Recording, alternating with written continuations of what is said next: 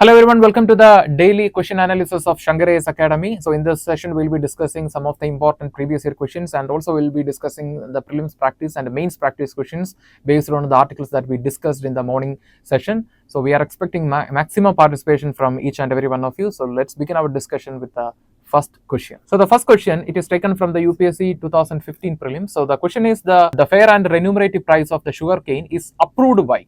So the keyword is approved by. So option A, Cabinet Committee on Economic Affairs, option B, Commission for Agriculture Cost and Prices, and option C, Directorate of Marketing and Inception under the Ministry of Agriculture, and option D, Agricultural Produce Market Committee. See, if the question was like the fair and remunerative price of the sugarcane is recommended by, then in that case the answer would have been Commission for Agriculture Cost and Prices. But here it is asking about which of the following committee approved the FRP. Then the answer is option A, Cabinet Committee on Economic Affairs, based on the recommendation of Commission for Agriculture Cost and Prices. So here the correct answer is option A.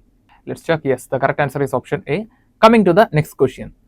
It is taken from UPSC 2020 prelims, and the question is, consider the following statement. Statement 1, in case of all cereals, pulses and oilseeds, the procurement at the minimum support price is unlimited in any state or union territory of India. The statement 2, in case of cereals and pulses, the MSP is fixed in any state or union territory at a level to which the market price will never rise.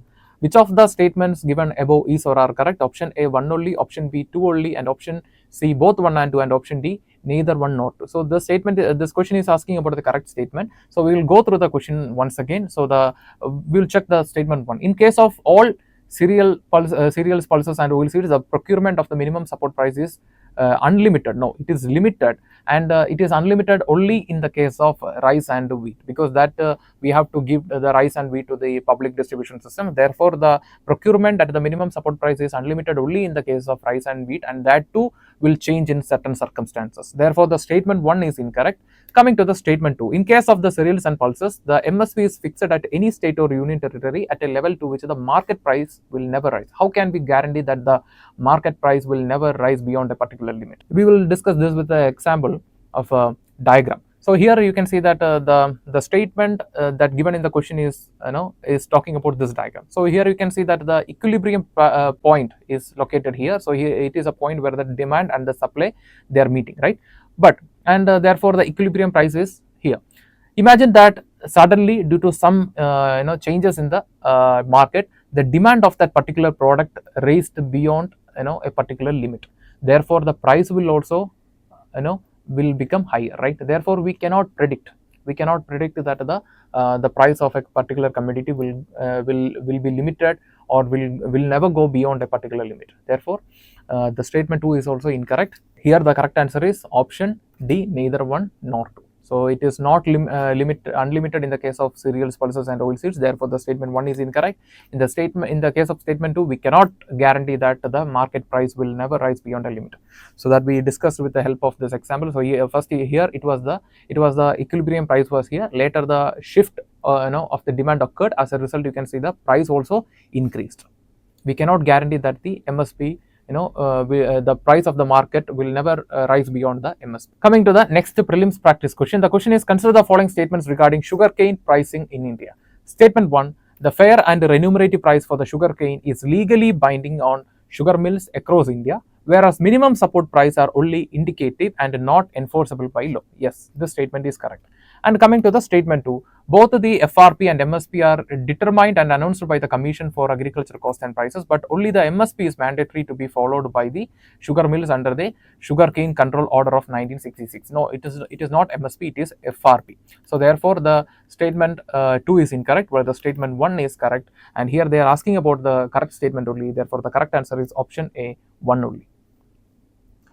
Yes. Coming to the next question. With reference to the monetary policy in India, consider the following statement. Statement 1, any change in the policy repo rate by the RBI is automatically transmitted to all loans linked to the marginal cost of fund-based lending rate. We know that the repo rate will never directly affect the marginal cost of fund-based lending. It will affect only the external benchmark lending rate. Therefore the statement 1 is incorrect. We know that the changes in the marginal cost for fund-based lending rate happens only when the operative cost or any other internal changes in the market happens. Therefore the statement 1 is incorrect. While the statement 2, The Monetary Policy Committee is constituted under the Reserve Bank of India Act, and its decision are binding on RBI. Yes, its decision are binding. Therefore, the statement 2 is incorrect, while the statement 1 is the statement 2 is correct, while the statement 1 is incorrect, and they are asking about the correct statement. Therefore, the answer is option B, too early. Yes. Next question, consider the following statements regarding biofortification. We know that biofortification is a process to enrich the nutritional value of a crop. Statement 1, it aims to increase the nutrient level in a crop during plant growth rather than through manual means during processing of the crops. It is not applied during the time of processing of the crops, it is applied during the time of growth of the crop. Therefore, the statement 1 is correct. And the statement 2, it aims to combat malnutrition. The major intention or the objective of the biofortification is nothing but combating the problem of malnutrition, and that is why we brought the golden rice and all. Therefore, the statement 2 is also correct. And the statement 3, BT cotton and DMH11 mustard are the examples of biofortified crops. They are the examples of genetically modified crops, not the biofortified crops. Therefore, here the how many of the above statements is or are incorrect? They are asking about incorrect statement. Therefore, the correct answer is option A, only one statement. Only one statement is incorrect. So, the statement 1 and statement 2 are correct, while the statement 3 is incorrect because the DMH mustard and BT cotton are not biofortified crops, they are genetically modified crops. Therefore, the statement 3 is incorrect, while the statement 1 and 2 are correct, and they are asking about how many statements are above are correct, incorrect. Therefore, the correct answer is option A, 1 only. Only the statement 3 is incorrect. Coming to the next question. Which of the following are the benefits of Mudra Yojana? So we know that Mudra Yojana, Pradhan Mantri Mudra Yojana is launched to empower the MSMEs. So which of the above are the benefits of the Mudra Yojana? Promotes financial inclusion. 2, generate self-employment. Yes. 3, provides interest-free loans. So you have to note that it is not interest-free loans, it is collateral-free loans, not interest-free loans. Therefore, how many? Select the correct answer. Option A, 1 and 2 only. It is a correct answer because the statement 3 is incorrect. The Mudra Yojana will not provide interest-free loans. It will provide only collateral-free loans. Therefore, the correct answer is option A, 1 and 2 only.